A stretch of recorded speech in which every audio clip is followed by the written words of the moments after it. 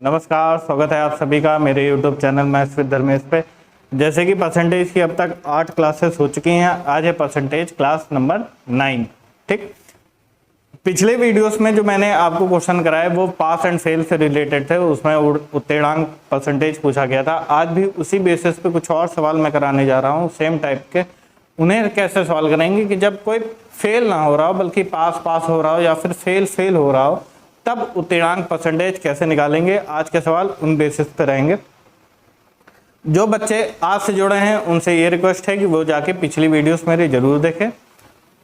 ये है आज का सवाल, इसको पढ़िए, बताइए कोई है जो इसका आंसर निकाल सकता है।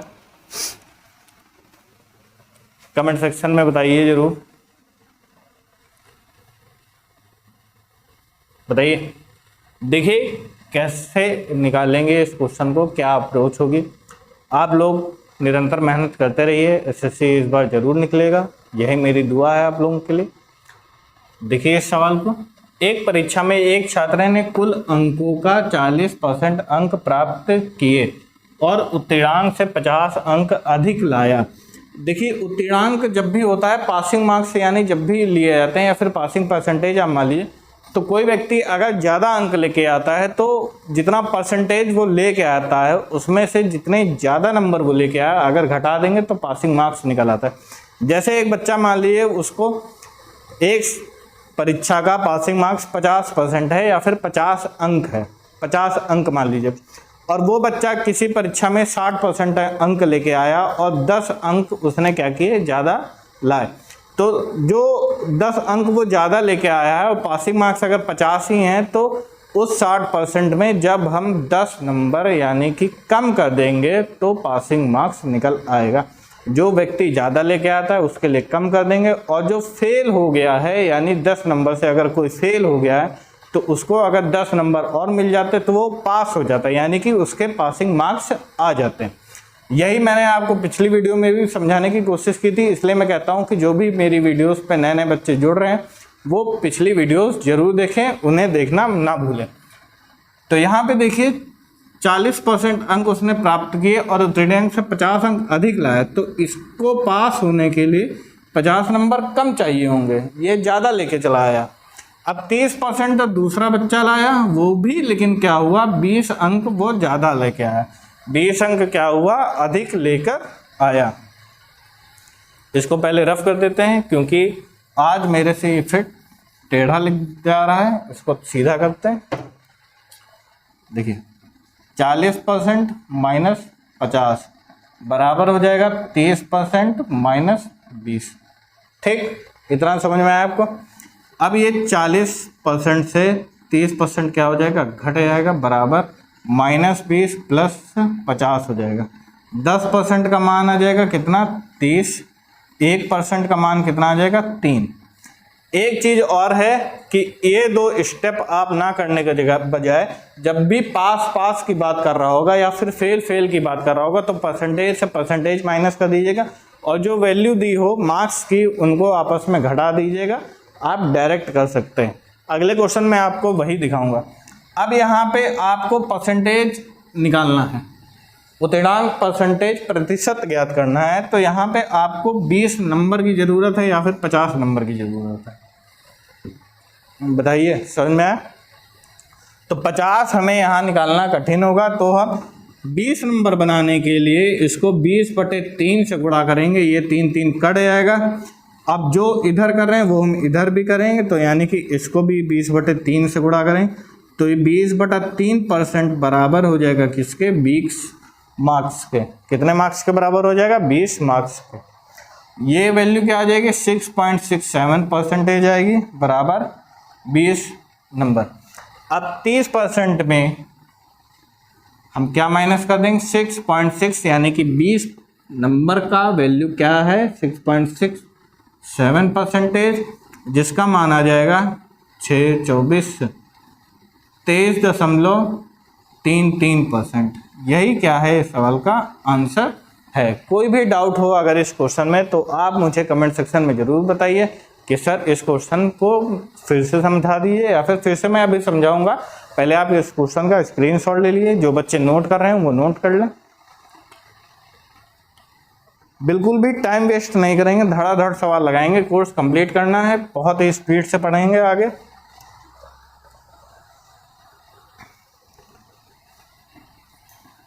In this year, no one can stop you by becoming an income tax officer.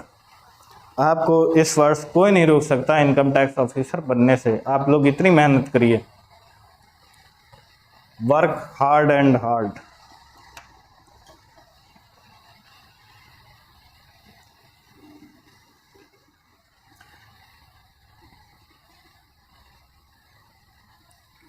देखिए एक बार फिर से समझा देता हूं मैं कि बोला गया था क्वेश्चन में कि किसी परीक्षा में किसी बच्चे ने 40% अंक प्राप्त किए और वो उत्तीर्णांक से 50 नंबर ज़्यादा लेके आया, साथ ही उसी परीक्षा में किसी दूसरे बच्चे ने 30% अंक प्राप्त किए और वो 20 अंक ज़्यादा लेके आया। तो उत्तीर्णांक के लिए परसेंट में जब हम जितने वो अंक ज़्यादा लेके आए तो वो उत्तीर्णांक हो जाएगा। ये भी उत्तीर्णांक हो गया, उत्तीर्णांक बराबर उत्तीर्णांक, यानी कि पासिंग मार्क्स बराबर पासिंग मार्क्स हो गया। 10% की वैल्यू 30 है, 1% की वैल्यू 3 आई थी। 3 को 20 बनाने के लिए 20/3 से गुणा करना पड़ा, जिसको परसेंटेज में भी हमने क्या किया 20/3 से गुणा किया। अब 20 का मान यहाँ पे निकल गया है 6.67%। 30% क्योंकि हमसे परसेंटेज पूछा गया था, हमसे मार्क्स नहीं पूछे गए थे, परसेंटेज पूछे गए थे। तो परसेंटेज मार्क्स के लिए 30% में से 20 नंबर के जो परसेंटेज थे उनको हमने माइनस किया। आंसर कितना है 23.33%। यही क्या है सवाल का आंसर। बढ़ते हैं अगले सवाल की तरफ, जो कि आपके सामने ये रहा। देखिए इस सवाल को, किसी परीक्षा में एक परीक्षार्थी ने कुल अंक का 60% अंक प्राप्त किए और उत्तीर्णांक से 80% अंक कम प्राप्त किए, तथा दूसरा परीक्षार्थी जो 55% अंक प्राप्त किया उत्तीर्णांक से 100 अंक कम प्राप्त किया। उत्तीर्णांक प्रतिशत क्या होगा बताइए, वो निकाल सकता है। सिंपल, जो मैं पिछले क्वेश्चन में आपको समझाने की कोशिश कर रहा था वो मैं ये कह रहा था कि 5% का मान कितना हो जाएगा 20 हो जाएगा, 1% का मान कितना हो जाएगा 4 हो जाएगा। तो अगर हम 80 का निकाल लें तो इसको 20 से गुणा करना पड़ेगा, तो ये 80 हो जाएगा और ये 20% हो जाएगा। यहाँ से निकालेंगे तो 60% माइनस 20% कितना हो जाएगा, सॉरी प्लस 20% यानी कि 80%। ये क्या हो जाएगा आंसर हो जाएगा। नोट कर लीजिए, खत्म सवाल, नोट कर लीजिए, यहीं तक है आंसर। अब कईयों को हवा नहीं लगी होगी कि सर ने ये क्या कर दिया, तो बेटा मैंने बेसिक को ही और छोटा कर दिया। I do nothing but I makes basic और short, I make basic little to short. ये ठीक है, कैसे देखिए भाई 60% अंक प्राप्त किया लेकिन वो 80 अंकों से फेल हो गया। 80 अंक उत्तीर्णांक से वो क्या हुआ कम प्राप्त किया। कोई बच्चा पासिंग मार्क्स से भी कम अंक प्राप्त करता है तो वो फेल हो जाता है, तो अगर उसको 80 अंक मिल जाते तो वो पास हो जाता, बताइए। और दूसरी तरफ को जो दूसरा बच्चा था वो भी 55% अंक प्राप्त किया लेकिन वो भी फेल होगा, कितने नंबर से 100 नंबर से, तो उसको भी हमने क्या किया 100 नंबर दे दिए, बेटा लो तुम पास हो जाओ, है ना। तो यहाँ पे 60 और 55 का अंतर 5% हो जाएगा, 100 में से 80 घट जाएगा, कितना आ जाएगा 20 आ जाएगा। 1% का मान कितना आ जाएगा,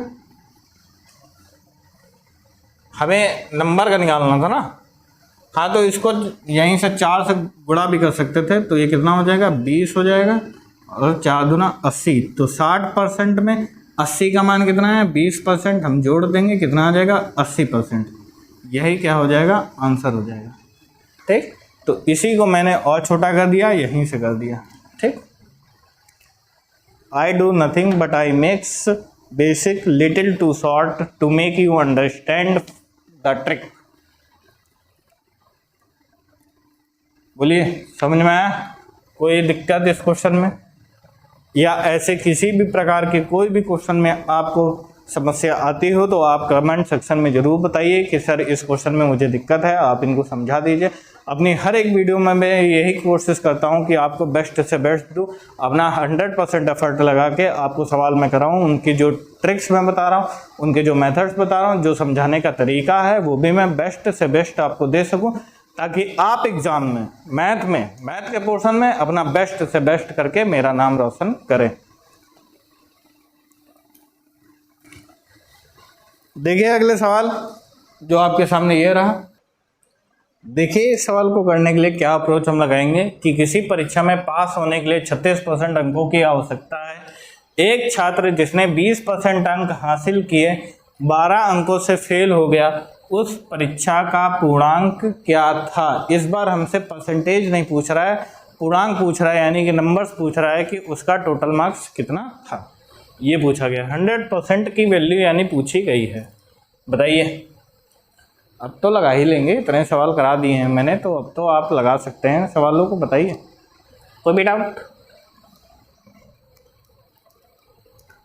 किसी परीक्षा में पास होने के लिए 36% अंकों की आवश्यकता है। एक परीक्षा में पास होने के लिए 36% की आवश्यकता है और जिसने 20% अंक हासिल किए 12 अंकों से फेल हो गया। देखिए 20% अंक उसने प्राप्त किए तो वो कितने से फेल हो गया, 12 से फेल हो गया, तो उसको 12 नंबर अगर हम दे देंगे तो वो पास हो जाएगा। ठीक, और पास होने के लिए कितने अंकों की आवश्यकता है, 36% अंकों की। तो अगर 36 अगर हम माने कि कोई भी एग्ज़ाम का जो पेपर होता है उसमें हमेशा 100% मार्क्स होते हैं। कितने होते हैं, 100% मार्क्स होते हैं। तो अगर हम यहाँ पे इस 36 को क्या माने कि 36% मार्क्स ही थे, या फिर परसेंटेज लिख लीजिए। जब हमने 20% में 12% अंक जोड़ दिए तो पासिंग मार्क्स आ गए, और पासिंग परसेंटेज था कितना, 36% था। इसको ऐसे लिख रहे थे। यहाँ पे हम इसको नंबर में कन्वर्ट करके भी आंसर निकाल सकते हैं, घबराने वाली कोई बात नहीं। अब 12% बराबर कितने का आ जाएगा, 16%। सॉरी, 12 किसके बराबर आ जाएगा, 16% के। तो हमें 100% की वैल्यू चाहिए, तो इसको 4 से भाग दे दिए, तो 4 चौक 16, 4 तियां 12। अब इसको 100% बनाने के लिए गुणे 25 यानी कि 25 से मल्टीप्लाई करेंगे तो ये 25 तियां 75 हो जाएगा, ये 100% हो जाएगा। और 100% का मान ही पूर्णांक होता है। कोई भी एग्ज़ाम हमेशा जब भी हम देते हैं, चाहे 10 नंबर का पेपर हो, 15 का हो, 20 का हो, 25 का हो, हमेशा वो जो नंबर पूर्णांक लिया जाएगा वो हमेशा 100% ही लिया जाता है। तो यहाँ पे आंसर कितना हो जाएगा, 75। पूर्णांक कितना था, 75 था। यही क्या है, इस सवाल का आंसर है। नोट कर लीजिए, एक बार फिर से समझाऊंगा, पहले आप नोट कर लीजिए इसको।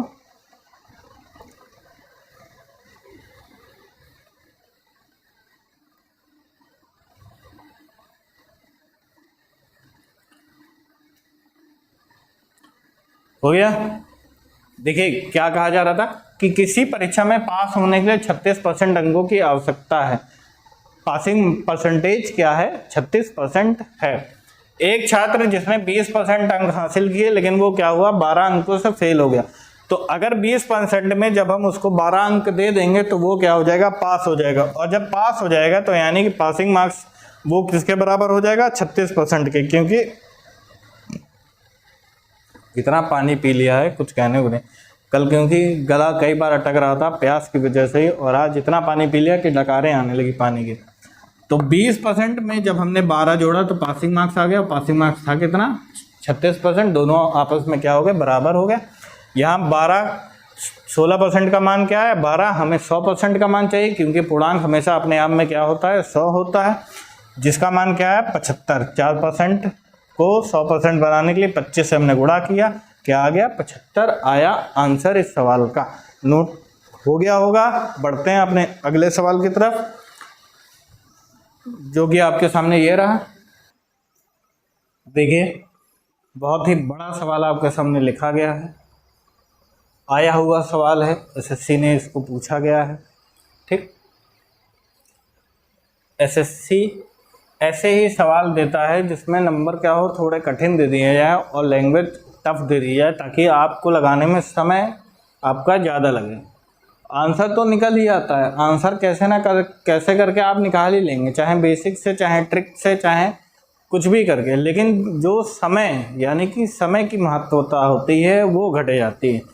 अब 25 क्वेश्चन 1 घंटे में आपको मैथ करनी है, रीजनिंग करनी है, 25-25 में 50 क्वेश्चन हैं, सोचिए 1 मिनट आप लगाएंगे तो 1 घंटे में 50 मिनट तो वही चलेंगे, यानी कि उन क्वेश्चन को 25 सवालों को करने के लिए आपके पास बहुत ज़्यादा 15 से 16 मिनट होते हैं, इससे ज़्यादा नहीं होते हैं। कई क्वेश्चन ऐसे होते हैं जिनको आप 1 मिनट से ज़्यादा टाइम लेंगे ही लेंगे।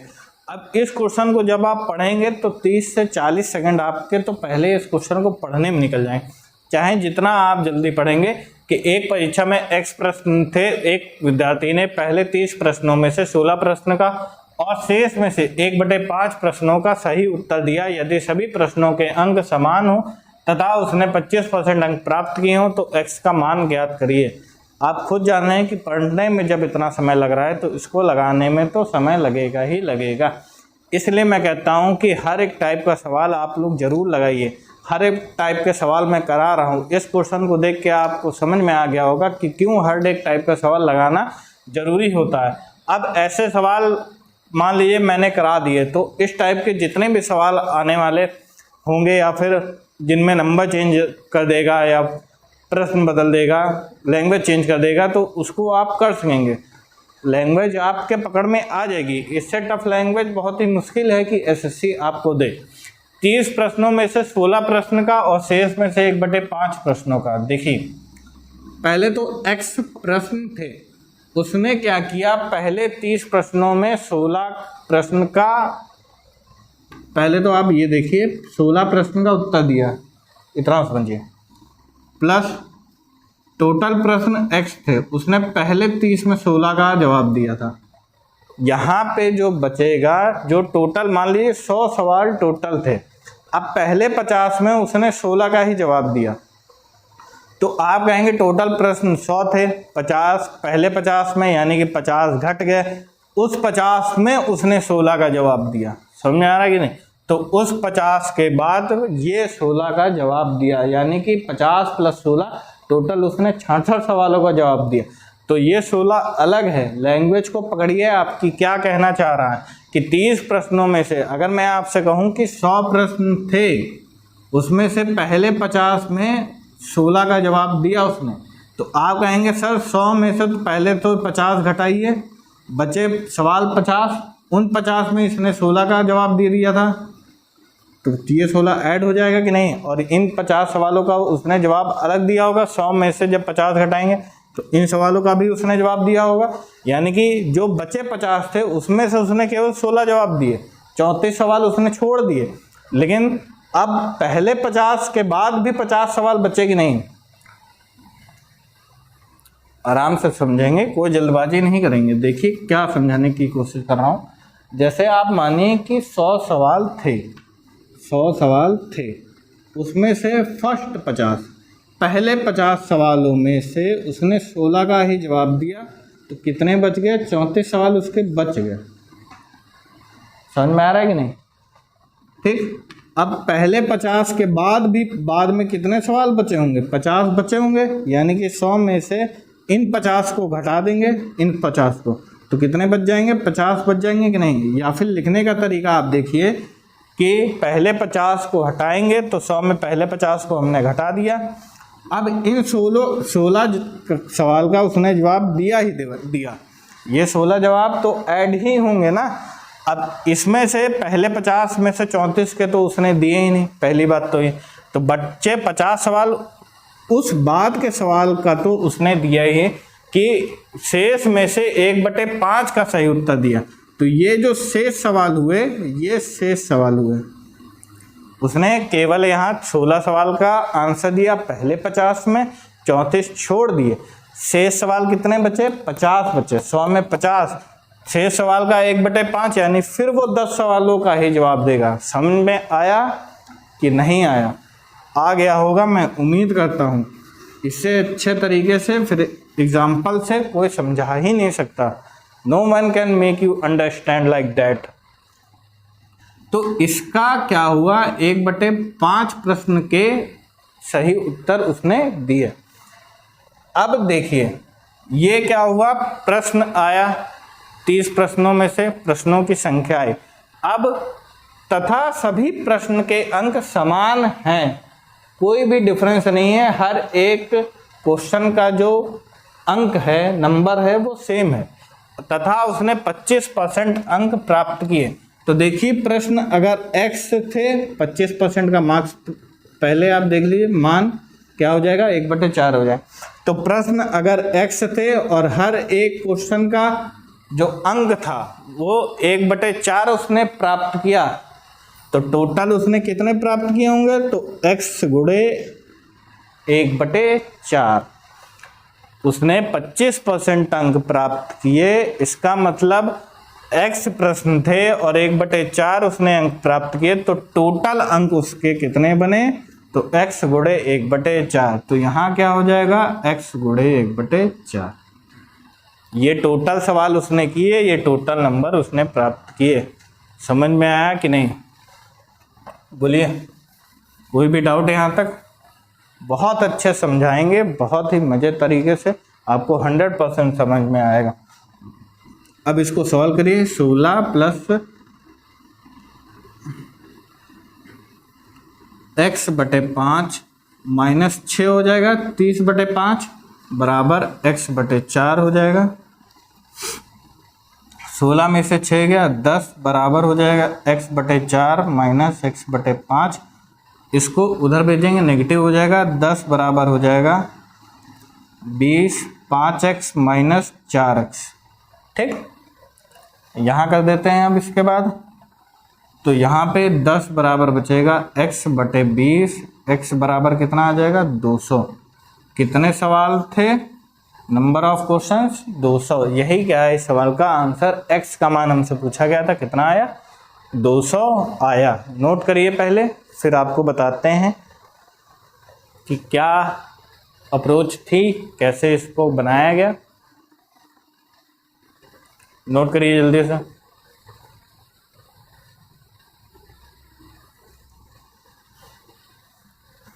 जल्दी से नोट करिए फटाफट। मैं जानता हूँ बड़ा सवाल है, समझ में आपको आया होगा, लेकिन देखिए आप पता कैसे लगाएंगे कि आंसर सही है कि नहीं। 200 आंसर आया, प्रश्न टोटल प्रश्न कितने थे 200। सभी प्रश्नों के अंक समान थे, तो अगर हर एक प्रश्न 1 नंबर का मैं मानूं तो 200 प्रश्न 1 नंबर के थे, तो टोटल मार्क्स कितने हैं 200 मार्क्स हैं। ठीक, अब 200 में से देखिए समझिएगा, 200 क्वेश्चन थे, उसमें से पहले 30 में से उसने 16 का ही जवाब दिया, 16 का ही जवाब दिया, 14 छोड़ दिया। ठीक, अब बचे कितने 200 में, जब हम पहले 30 हटा देंगे तो 170 बचे। 170 के 1/5 का ही जवाब दिया, यानी कि 16 प्लस 34, 170/5 यानी कि 34। तो कितने क्वेश्चन उसने किए, 85 क्वेश्चन किए। किसने क्वेश्चन किए, 50 क्वेश्चन किए। और हर एक क्वेश्चन अगर 1 नंबर का था तो उसके मार्क्स कितने आएंगे, 50 गुणे 1 यानी कि 50 मार्क्स उसके आएंगे। और 200 में से उसने कितने अंक प्राप्त किए, 25% अंक प्राप्त किए, तो 50 मार्क्स ही उसके आए होंगे। देखिए 50 मार्क्स बराबर 50 मार्क्स आ गया, नोट कर लीजिए। भयंकर तरीके से आपको मैंने समझा दिया, इससे बेहतर आपको कोई समझा ही नहीं सकता। No one can make you understand like that. Note कर लीजिए फटाफट। बढ़ते हैं अपने अगले सवाल की तरफ। आपके सामने ये रहा, देखिए सवाल, देखिए सवाल को। अब तक क्या हो रहा था कि आप परसेंटेज निकाल लेते, अब आपको निकालना है कि उत्तीर्ण अंकों की जरूरत कितनी थी। एक छात्र ने 23% अंक प्राप्त किए और 40 अंक से अनुत्तीर्ण हो गया, तो 23% उसने अंक प्राप्त किए। उत्तीर्ण होने के लिए अगर उसको 40 अंक क्या हो दे दें तो वो पास हो जाएगा कि नहीं, बताइए। और 35% दूसरे छात्र ने अंक प्राप्त किए और वो उत्तीर्ण से 44 अंक ज़्यादा लाया, तो अगर इसके 44 घटा दें तो ये भी पास ही रहेगा, पासिंग मार्क्स ही रहेंगे, क्योंकि वो ज़्यादा ले आया। तो पासिंग मार्क्स क्या हो गए, अब बराबर हो गए 40 प्लस 44 इधर आ जाएगा, इधर 35% माइनस 23% हो जाएगा, ये कितना आ जाएगा 12%, 84। 1% का मान निकाल लीजिए सीधे, 12 सते 84। अब हमें बताना है कि उत्तीर्ण होने के लिए कितने अंकों की जरूरत है। तो या तो 23% की वैल्यू आप निकाल लीजिए या तो 35% की निकालिए। तो मैं 23% की निकालता हूँ। दोनों तरफ 23 से मल्टीप्लाई करेंगे, 7 दूनी 14, 15 16, 161 आ जाएगा। तो उत्तीर्णांक हमें नंबर में बताना है, परसेंटेज नहीं बताना है इस बार। तो 161 प्लस 40 यानी कि कितना हो जाएगा, 201 क्या था, उत्तीर्णांक था। यही क्या है, सवाल का आंसर है। नोट कर लीजिए फटाफट कि उसको पास होने के लिए कितने नंबरों की जरूरत होगी, 201 नंबरों की जरूरत होगी। नोट करिए फटाफट जल्दी से।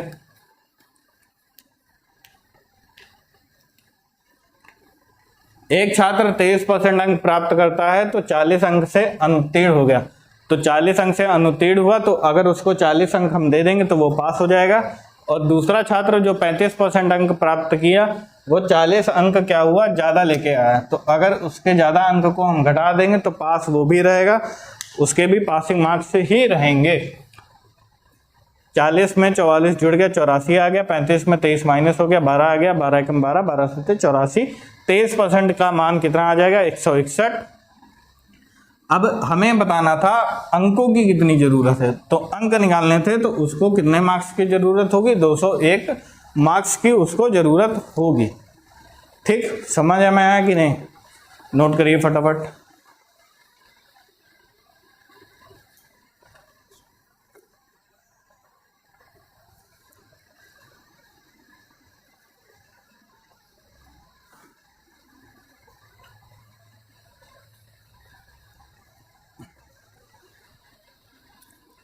हो गया? इसको आप दूसरे तरीके से कैसे लगा सकते हैं वो भी मैं आपको बता दूं कि 23 और 35 जो था उसका आप डिफरेंस ले लीजिए, परसेंटेज का डिफरेंस ले लीजिए। और एक अगर पास हो रहा हो और एक अगर जब फेल होता है तो आप दोनों को ऐड कर दीजिए। जैसे स्पीड, टाइम एंड डिस्टेंस में भी मैं बताऊंगा, मैंने बच्चों को जैसे अपने तरीके से जो पढ़ाया है कि अगर जब ट्रेन आपस में एक दूसरे के सामने आती तो उनकी चालें घट जाती हैं, और जब एक दूसरे के विपरीत जा रही होती तो उनकी चालें क्या होती हैं, सॉरी कहने का मतलब है कि अगर एक के पीछे एक जा रही हैं तो उनकी चालें घट जाएंगी, अगर आमने सामने आएंगे तो उनकी चालें क्या होती हैं, जुड़ जाती। तो ऐसे ही पास और फेल में क्या होता है, नंबर्स आपस में जुड़ जाते हैं लेकिन परसेंटेज क्या होते हैं, आपस में घट जाते हैं। तो यही तरीका है, यही अप्रोच है, लगाइए इससे सवाल और